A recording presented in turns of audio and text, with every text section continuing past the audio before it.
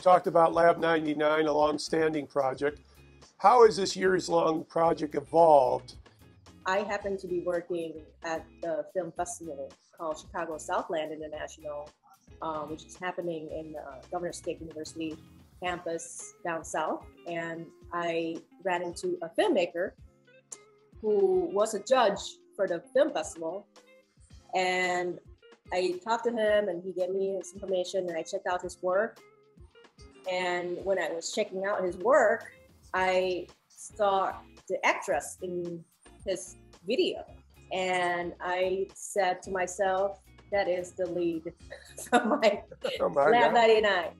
And so I tried to reach out to her, I talked to her, and then she's pretty excited about the project. We talked, we met on Zoom, we met in person, we got the table reading, everything is happening. And I felt like this is it, this is a sign. And I felt so grateful and excited. That's how it's inspired everything. And then I went back to the script and I started to put together a short version of this feature length. And it is so much more clear in my head when you have the actors and the cast, that you can put the face and the dialogue in the scene when you write for them. Besides Lab 99, you're working on 5 other productions. And what point in the process are these productions in, and how do you propose to move them forward? That has always been my thing, because I don't really want to work with just one type of people or one group of people. I always like to expand that.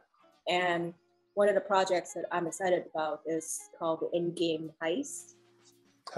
He was able to show up at the premiere of the Endgame, Avenger Endgame in LA with his wife. And the whole journey, the whole story of, it was involving Ryan Reynolds and involving other celebrities that were on the red carpet with him, or purple carpet, right? 2 other projects that's also very interesting. One of them is it's thought-provoking experimental documentary series called Knowing, questioning your belief and how everybody else is influencing you to believe something. The other one is about how play is important in our lives, no matter what age and no matter what you do. I work on this project with Jeff Harry. He's definitely a play advocate. He wants to encourage everybody to play more because it's the benefits of it that people don't think about. When you play more, you become more productive. When you think of yourself as a serious professional doing something for work, does it have to be all serious, or is there another way to get people to be involved more and open up more to you, and then so that they can feel more comfortable and safe with you? You recently launched a new content site. What was the idea that spurred it, and how did you build upon the idea from there? PigSquid is something that we've been working on for 2.5 years. Chicago is full of talented people in production, like in the making, the creatives, the technicality.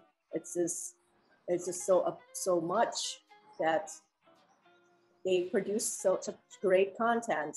At the same time, some of them don't understand like what distribution really is or really means to them, and how the funding and distribution can be connected to each other. So for me, it's based on that experience, plus running the Shortcut 100 Film Festival for almost 10 years. I've come across a lot of good content, a lot of good short films, a lot of awesome filmmakers, talented filmmakers that, after the festival, nobody, like, where are we going to see these awesome films after the festivals, So the PigSquid came to fruition because of this purpose, because it's just not only for me. It feels like if I'm experiencing this and other people are experiencing this, if PigSquid happens and if it works, then it could help the whole community. Like, it could change the whole landscape of filmmaking, independent filmmaking specifically. The ultimate goal for Pig Squid is that we introduce what independent films really are and how they can be part of everybody's life, not just a niche or a selected few. It's not just that, it's also about supporting artists, because independent filmmakers are independent artists. And it's also a collaborative thing. It's not just like, you know, I came from a background of, as an artist, I make art on my own, and I felt like if you bring more people into your art making process, then you can make great things and make a better project, bigger projects with more people involved. And film is the way to do it, and it's the example of it. Some people could take it for granted because it's just, they think it's another streaming service, but it's not really another streaming platform. It is actually a community-driven streaming platform that is created by filmmaker for filmmakers. Go to pigsquid.com. You can check it out. It's free to register, free to sign up. If you want to subscribe, you just pay like $5 a month to subscribe, or you can pay annually.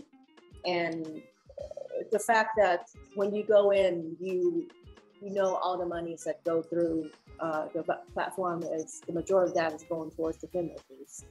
And the fact that you can also give reviews and give the stars, filmmakers know how their audience responds.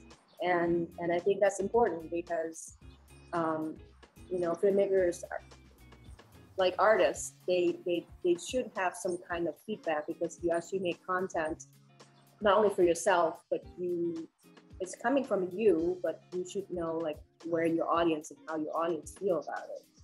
Very good. And you know, it's important to get that feedback and process that and make the next film better, you know, next project better. So what type of content or content producers are being underrepresented in your opinion? And how will the launch of Pig Squid help to fill the gaps in that underrepresented area? From running film festivals and, you know, working with so many filmmakers for so long, there are so many talented filmmakers out there, not even in Chicago, but like around the world, that are not given an opportunity to show their work, to monetize their work, and to sustain, grow, and succeed in their career.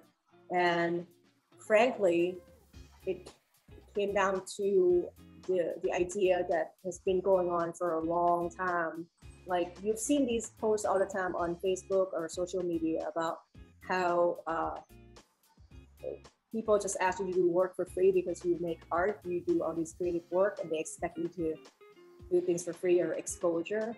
And it's true, because people think that it doesn't have a value. It does. It takes resources. It takes more than resources, and it takes specialized skills to create something like art or film. Yes, it is subjective, but it's also, it takes time, it takes work, it takes effort to make it happen. And people need to understand that and appreciate that. And the fact that, I think once people start to understand that more, then I think they start to respect the work that we all do. And I'm talking about not just the filmmakers, but I'm talking about like just in the art world, artists, painters, musicians, dancers, anybody, right? Right. So that's something I feel like, I think maybe this is the time to do it, and the underrepresented is the creative that's being underrepresented. And if you want me to go into another level of that, is the fact that, you know, talking about race, talking about genders, talking about all these inequality, I think that it's important to address that it is still, the inequality is still there. I agree. And it's based on the look and expectation. I think it comes down to the fact that, you know, when you start making enough connections, when you start to open up to connect with more people outside of your bubble, I think we start to learn more. And it's not about connecting for your benefits. It's about connecting for everybody's benefits. The best way to move forward in this business or in this field is just to make a genuine connection with people that you feel that it could be beneficial to you, and it could be beneficial to them as much. So, I mean, I just want to keep the balance because it's important. This is Patrick McDonald for HollywoodChicago.com.